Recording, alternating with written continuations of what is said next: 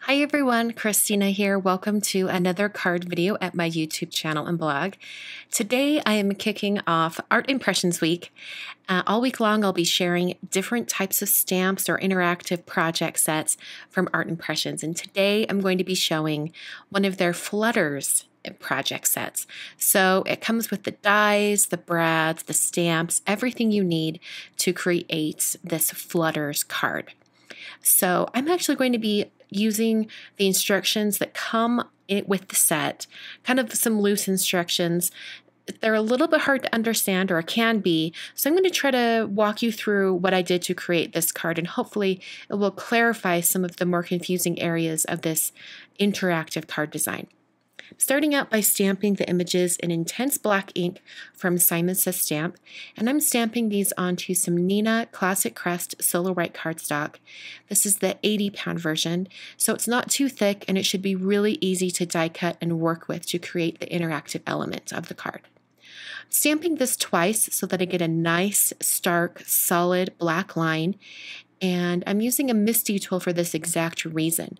A MISTI stamp positioning tool allows you to stamp the images in the same place multiple times, so it gives you a chance to double stamp things if you need the a black line more solid. I'm going to be creating a circle card today, so I have these circle dies from Lawn Fawn, and I've got the largest circle and then the one that's just smaller. I'm using the smaller one. I cut out some more Neenah Solar White cardstock, and I'm going to stamp 3 additional owls. This is the area that's going to go directly behind the interactive element, the little owl that's flapping its wings. And so I thought it would be kind of fun to have 3 little owls peeking out of off the side of this circle. So I'm placing the first owl. This is the one that's going to be in the center of the 3 owls. And I'll once again use that same ink. I wanted to note that I'm using this particular ink because I plan to color these images with Copic markers. Simon Says Stamp Intense Black ink is Copic friendly, so I shouldn't have any bleeding or smearing using this ink. I then took a small square of masking paper and I just stamped that image in the same spot so that I can cut it out, and I'm going to protect this already stamped owl while I stamp additional owls on both sides. This just makes it look like this owl that's in the center is standing in front of the other 2 owls. It's a great way to get some dimension in your image, in your grouping of stamps, without having to die cut the images and actually physically place one in front of the other. So I'm just stamping this other one over to the right of the first owl. And I'm going to move that owl stamp to the other side, and I'll stamp it to the left of the first owl as well. I can then peel up the mask that's on that center owl. You can see how the mask protected that owl in the center. So it looks like there's this little group of owls and the one in the center is standing in front. So now I'm going to be coloring all of these cute little owls.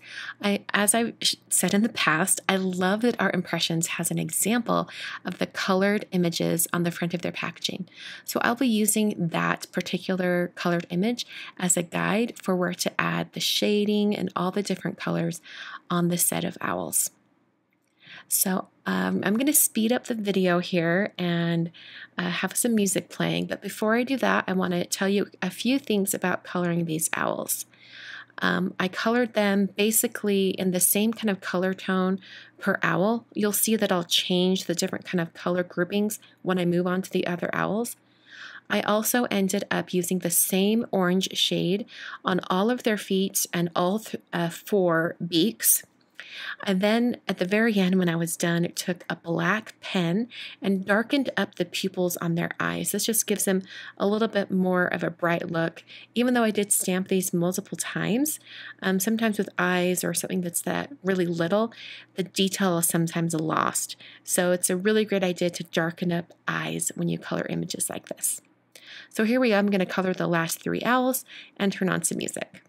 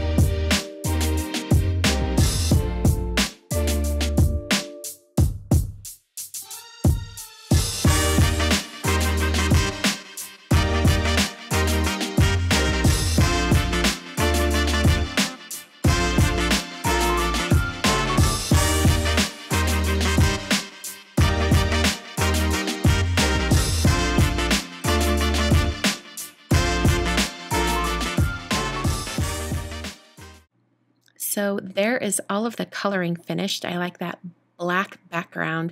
Gives a nice, dark, solid area to go behind the element, the interactive element. I then took the dies that come in the set and die cut my 3 pieces for the interactive element.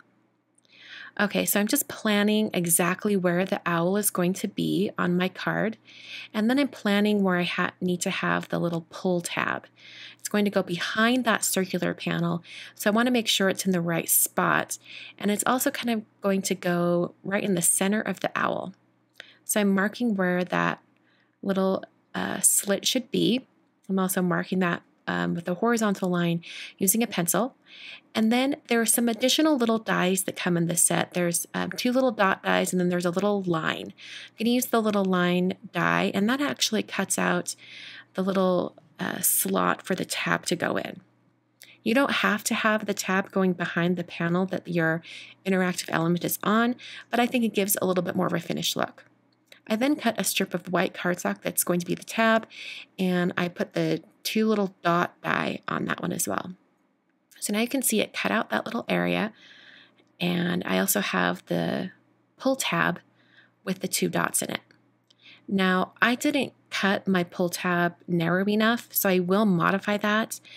I think the size that you probably should end up with is about 3/4 of an inch, and I started with one that was an inch.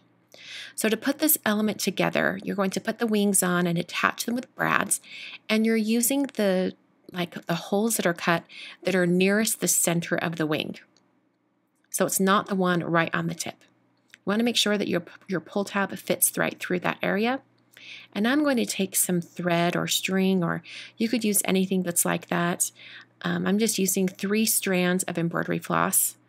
Regular embroidery floss has 6 strands, so I'm only using half that come together. And I'm going through that first hole on the wing, and then through the pull tab, going to the back. I'm going to pull that over, and I'm going to thread it through the other hole that's on the pull tab. I was thinking as I was doing this that this might even be better if you use like some clear fishing line, something like that, something really strong. I think that would hold up even better than using some string like this. All right, in the last little bit, I'm going to have it go through the last hole on that other wing. And as I bring this string around and get everything lined up just right, you can see how this creates the interactive element of the wings. I'm going to pull these 2 strands together so they're a little bit more tight. And then I'm going to hold those while I pull the tab, and you can kind of see how that's eventually going to work. So I'm going to take the 2 tail ends of this string, and I'm going to tie them together in a really tight knot. You don't want it to be tight where it's super tight on the wings. You do want that to be a little bit loose, but you do want the knot itself to be very tight. In the instructions, it says to put a pencil underneath, but I found that that gave just a little bit too much give with the string, and it's better just to kind of just eyeball it and loosely have the string tied on. Your best bet is probably also to tape the string to the underside of the pull tab. I ended up not taping it, and in all honesty, I kept playing with this thing when it was done, and it eventually untied. And I had to put it back together. So instead of clipping off the strings like I did just there, you might instead tape the string down to the pull tab. So I had some foam tape already on my circular piece so that I could adhere my owl. And I discovered that I needed to put a second piece of foam underneath the owl, and that just propped it up just enough so that that pull tab runs a little bit more smoothly. So you can see right there, the little wings are fluttering. Such a cute idea. So in order to keep that pull tab to, not go all over in different directions, I'm using some foam tape. I just cut the foam tape down into 2 narrow strips, and I put that on both sides of the pull tab. Once the card is all together, it'll only open in that channel. So now I have the Open Here stamp set from Waffle Flower, and this has some great words for interactive cards. I'm taking the small stamp that has the word pull on it, and I'm stamping it in black ink. This is some Onyx Black VersaFine ink, and I'm just going to put that right at the bottom of the pull tab. I also trimmed the pull tab just a little bit so it wasn't too long. For the card base, I'm using some Neenah Environmental Desert Storm cardstock, and I just scored that. And now I'm taking the larger circle die. This is the larger circle size that I showed you earlier in the video. And I'm having that hang off the folded edge just a tiny bit. This is going to create the card base, and I want to make sure that it doesn't cut it entirely around the entire circle. I want it to have it hang off the end so that I have a fold in the card.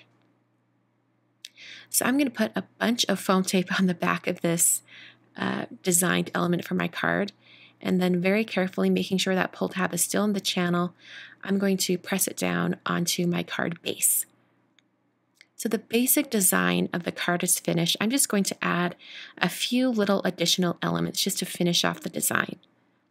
The first thing I'm going to do to finish it off is I'm going to take a white gel pen and add some little stars in that dark background. I made sure to move the wings so that I could put stars behind the wings in both positions. And then I also stamped the greeting from the stamp set on the inside of the card. It says, "Who's having a birthday? Wishing you all the best." Such a cute little greeting. And once again, I used the VersaFine Onyx Black ink for that. So this is the finished card. I think it's so cute. Art Impressions comes out with some of the most creative, interactive card ideas that I've seen, and they give you all the elements and pieces you need to create a fun card. So like I said at the beginning of the video, this is Art Impressions Week. I will be showing you 4 more ideas from their different lines. I actually have their twist ties line. I did an example of that a few weeks ago. I'll have that linked up in the top corner if you want to check that out. But I will be back tomorrow with a brand new Art Impressions video. Thanks so much for watching, and I'll catch you guys next time.